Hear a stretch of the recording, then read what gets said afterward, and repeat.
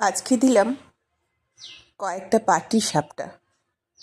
পাটিসাপটার জন্য প্রধান যে উপকরণটা সেটা হচ্ছে পুর। কেউ এটা ক্ষীর দিয়েও করতে পারে, আমি ক্ষীর দিয়ে করি না। আমি দুধ পুলি করার জন্য যে নারকেলের পুরটা করে রাখি সেই পুরটা দিয়েই কাজ সারি। পারলে এতে একটু গুঁড়ো দুধ বা আরেকটু দুধ দিয়ে ভালো করে মেরে ক্ষীরের ভাগটা বেশি করে নিই। এদিকে একটা জামবাটিতে ময়দা নিয়ে জল ঢেলে নিলাম। এই ময়দার মাপটা যে যতগুলো পাটিসাপটা করবেন সেই হিসেবে নেবেন, আমি শুধু মাখাটা দেখিয়ে দিচ্ছি। এবার প্রথমেই আমরা হড়হড় করে জল ঢেলে দেব না, আমরা এটাকে অল্প অল্প করে জল দেব, অল্প করে মাখতে থাকবো, চটকাতে থাকবো, আবার জল দেব। এমনভাবে জলটা দেব যেন জলটা খুব বেশি না হয়ে যায়।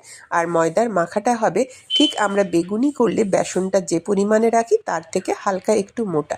দেখে নিতে হবে কোনো গোটলা যেন ভেতরে না থাকে। যদি কেউ এভাবে মাখতে না পারেন তাহলে সে একটু মেখে নিয়ে বড় ছাঁকনির মধ্যে ঢেলে গ্লাস দিয়ে চেপে দেবেন, তাহলে সুন্দর একটা মণ্ড বেরিয়ে যাবে।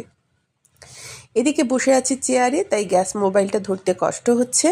গ্যাস জ্বেলে দিয়ে তার মধ্যে হালকা তেল বুলিয়ে, একটা ন্যাকড়ার মধ্যে রিফাইন তেল দিয়েছি, আপনারা ঘি দিয়েও করতে পারেন, বুলিয়ে ওটাকে আমি নাড়তে শুরু করলাম, গোল করে হাতার সাহায্যে ঘুরিয়ে দিচ্ছি। এবার এটাকে হয়ে গেলে একটা পাশ আর একটা পাশ আমি উল্টে নেব।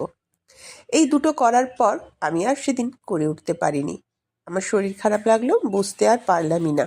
তারপর সেদিনের সে পিঠেগুলো মা শেষ করলো। পরের দিন সকালবেলা আমি আবারও কয়েকটা পিঠে করলাম, একটু দরকার ছিল বলে। এবার দেখুন এরকম গোল গোল করে করব, করার পর সেটাকে উল্টে নেব, উল্টে দেওয়ার পর সেটাকে একটা থালায় তুলে নেব। তোলার পরে আমি ওখানে পুরটাকে দেব। এই পুরটা যে যত দুধ দেবেন বা যে যত গুঁড়ো দুধ দেবেন বা ক্ষীর দেবেন, খোয়া ক্ষীর দেবেন, এই পুরের স্বাদ কিন্তু তত অংশে বাড়তে থাকবে। অনেকে কিন্তু এই বললাম না একেবারে নারকেল দেন না, শুধু ক্ষীর দিয়ে করতে থাকেন। এবার এই দিয়ে নিলাম, দেখুন থালার উপরে ওটা রেখে পুরগুলো দিতে শুরু করেছি। কিছুক্ষণ দেওয়া হয়ে গেলে পুরো লম্বা করে দেখে নেবেন, যদি মনে হয় না এতটা পুর খাবো না তাহলে কমিয়ে দেবেন, আর যদি মনে হয় না পুরের মাপটা আমার ঠিক আছে তাহলে রেখে দেবেন।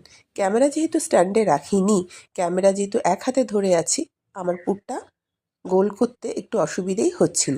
তারপর দেখুন সুন্দর করে আস্তে আস্তে করে এটাকে আমি রাউন্ড করে নেব।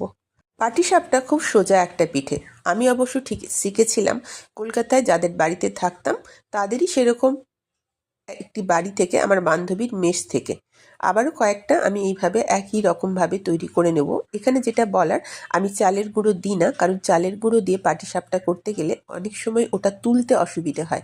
আপনারা যদি একটু মোটা খেতে চান তাহলে এর সাথে সুজি দিতে পারেন, আর যদি একেবারে পাতলা খাবেন তাহলে শুধু ময়দার করবেন, কখনো ওর সাথে চালের গুঁড়িও দিতে যাবেন না আর কোনো কিছু মেশাতে যাবেন না। হ্যাঁ, ময়দাটা মাখার সময় তাতে পরিমাণ মতো নুন আর চিনি একটু দিয়ে নেবেন, চিনির ভাগটা কিন্তু খুবই কম থাকবে। এবার সবগুলো একে একে করে আমি এইভাবে তৈরি করে নেব। পুরো তৈরি করাটা আর দেখালাম না। এরপরে চাইলে আপনি তাওয়ার মধ্যে ঘি দিয়ে সবগুলোকে ভাজতে পারেন, যেহেতু আমার ভালো লাগছিল না তাই আমি এর মধ্যেই শুধু আলতো হাতে অল্প করে ঘি বুলিয়ে নিয়েছি। এই পিঠেটা সত্যিই ভীষণ খেতে সুন্দর হয়।